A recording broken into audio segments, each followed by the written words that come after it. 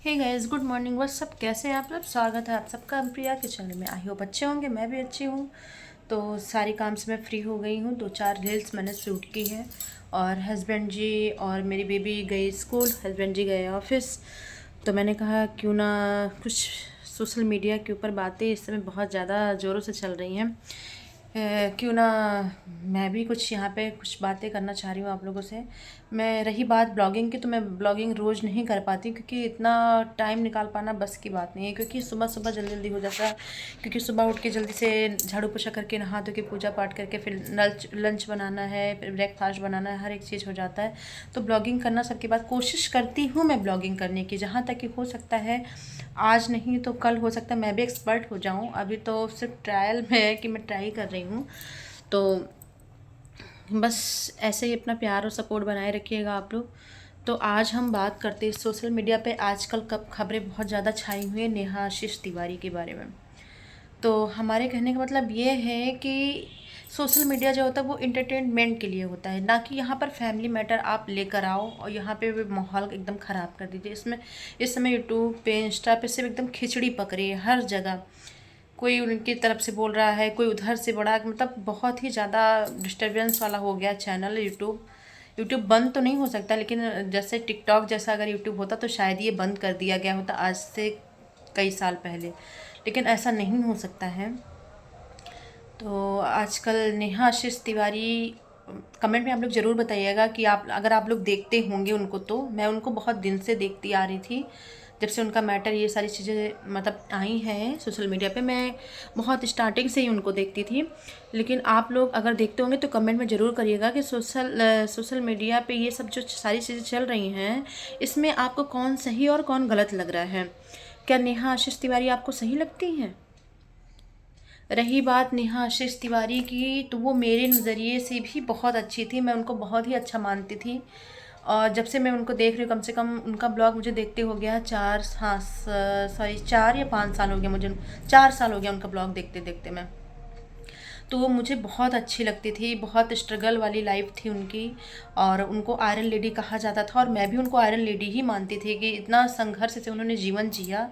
और सबसे अच्छी बात है, एक लेडी अगर जी रही है समाज में इतने संघर्षों के बाद, तो उसकी फैमिली उसके साथ खड़ी होनी चाहिए। अब वो रही उनकी मायके की फैमिली जो उनके साथ एकदम डटी खड़ी रही और सपोर्टिव, उनके मम्मी पापा और उनकी मतलब उनके भाई और उनके चाचास फैमिली बहुत ही अच्छी फैमिली है, जिसकी वजह से वो उनकी ढाल बनकर खड़े रहे, जिसकी वजह से वो समाज में सांस ले सकी। तो काफ़ी अच्छी मतलब लगता था, काफ़ी अच्छा लगता था उनका ब्लॉग। मैं बहुत अच्छे से उनका ब्लॉग देखती थी। लेकिन आजकल जो सोशल मीडिया पे छाया हुआ है ये बिल्कुल भी अच्छा नहीं लग रहा है। इसकी वजह से वो कई क्रिएटर्स की निगाहों में गिर गई हैं। पता नहीं क्यों ऐसा उन्होंने हरकत किया, या फिर फेक तो नहीं है, क्योंकि इतने सारे प्रूफ के साथ बताया जा रहा है तो ये सारी चीज़ें फेक तो नहीं हो सकती हैं मेरे हिसाब से, क्योंकि बहुत सारे प्रूफ उनके लिए मिल चुके हैं। और जो भी नेहा आशीष तिवारी ने किया है बहुत ही गलत किया है। पहली बात तो अभी उनके हस्बैंड को गए हुए 4 से 5 साल हो गए, उसके बाद इनका सचिन के साथ भी अफेयर था। सही पूछे तो इनको किसी चीज़ की ज़रूरत ही नहीं थी, इनकी फैमिली इनके साथ खड़ी थी। देखिए, हम कहते हैं सारी खुशियाँ पति अगर गया तो पति के साथ ही इंसान की चली जाती है। तो मतलब जो सहारे की ज़रूरत होती है, जैसे एक होता है ना कि जैसे घर हमारा बन रहा है तो कोई चीज़ है, जैसे पिलर है, पिलर के सहारे हम छत को खड़ा कर सकते हैं। तो उनका समझ लो इतना बड़ा ढाल था उनकी फैमिली। तो उनको सही पूछिए तो किसी की और की सहारे की ज़रूरत पड़ ही नहीं सकती थी। उनका भाई इतना अच्छा, सब कुछ इतना अच्छा था। पहली बात तो जो है उनकी बच्ची इतनी बड़ी थी।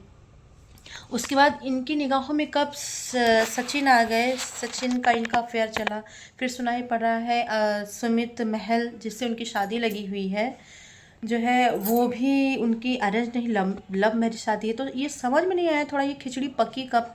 सचिन से भी इनका अफेयर चल गया बीच में। फिर ये सुनाई पड़ रहा है कि लव मैरिज इनका सुमित महल के साथ भी लव मैरिज ही शादी है, पकी हुई थी। अब वो शादी होगी या नहीं होगी, अब तो ये सुमित महल के फैमिली वाले ही बता सकते हैं। आप लोग कमेंट में इसको ज़रूर बताइएगा, क्या नेहा आपको सही लगती हैं? अब मेरे भी निगाहों में तो वो एक आयरन लेडी ही थी। मैं भी बहुत अच्छी तरह से उनको जानती हूँ और काफ़ी अच्छे से मैं उनका ब्लॉग वगैरह बहुत अच्छे से, मैं उनका ब्लॉग नहीं जाने देती थी, उनका ब्लॉग मैं ज़रूर अटेंड करती थी। किसी भी टाइम्स मैं बीच में काम के टाइम, मतलब बीच में टाइम निकाल के उनका ब्लॉग ज़रूर देखती थी। लेकिन अब वो मेरी भी निगाहों में एकदम यहाँ से एकदम नीचे आ गई हैं, क्योंकि बहुत ही गलत काम उन्होंने किया है। वो प्रूफ देती है, अच्छी बात है, देती हैं तब भी वो गलत है, क्योंकि उनके प्रूफ देने से पहले बहुत सारे प्रूफ उनके हिसाब से मिल चुके हैं। और ऐसा नहीं है कि मैं नेहा को ही गलत करी हूँ, नेहा के साथ साथ सचिन ने भी उतना ही घिनौना काम किया है जितना कि नेहा ने किया है। नेहा ने अपने मतलब, ऐसा नहीं कहूँगी, आशीष जी बहुत ही अच्छे थे।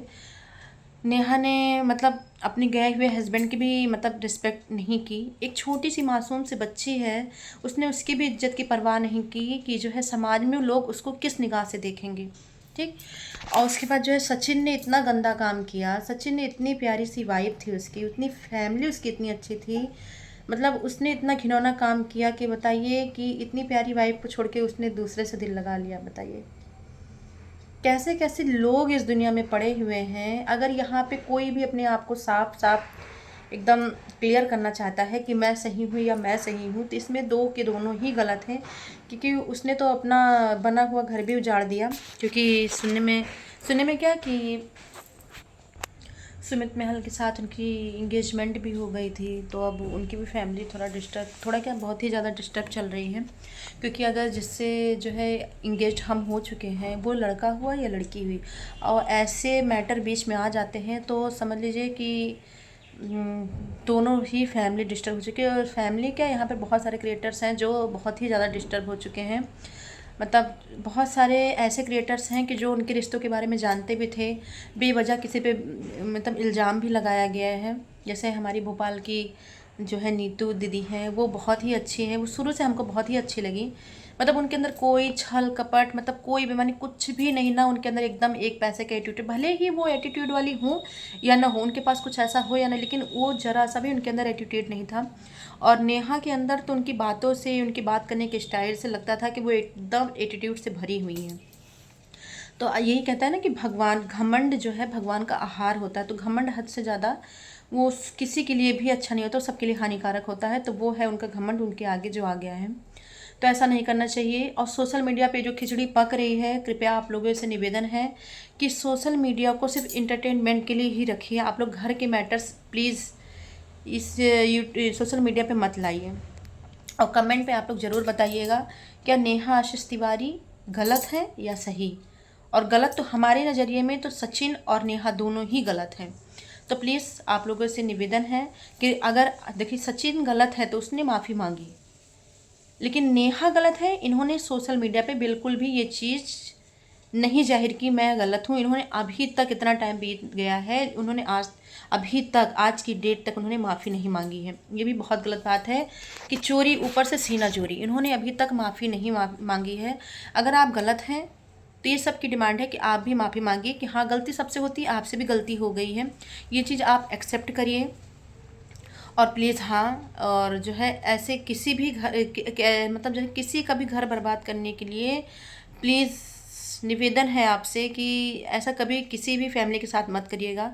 सुमित महल अब आपसे 100 बार शादी करने के लिए सोचेंगे, क्योंकि आपने इनका घर बेकार किया, उसके बाद आपने सुमित महल के साथ भी खेल किया। तो प्लीज़ आपसे निवेदन है कि ऐसा आप किसी के साथ भी मत करिएगा। आपकी फैमिली जो है वो बहुत ही अच्छी है, जो आपके साथ आपके बुरे समय में भी खड़ी थी और आपके अच्छे समय में भी खड़ी थी। और आप जहां अपनी फैमिली की तरफ से भी गलत हैं, तब भी आपकी फैमिली आपके साथ ही खड़ी है। तो प्लीज़ ऐसा ना करिए। ऐसा करने से पहले आपको 100 बार सोचना चाहिए था। अब भी आप अपनी गलती एक्सेप्ट करती हैं तो समझ लिया आप बहुत ही अच्छी हैं सबके नज़र में, वरना तो आप सबकी नज़र में गिर चुकी हैं। चलिए बाय बाय, मिलते हैं नेक्स्ट ब्लॉग में।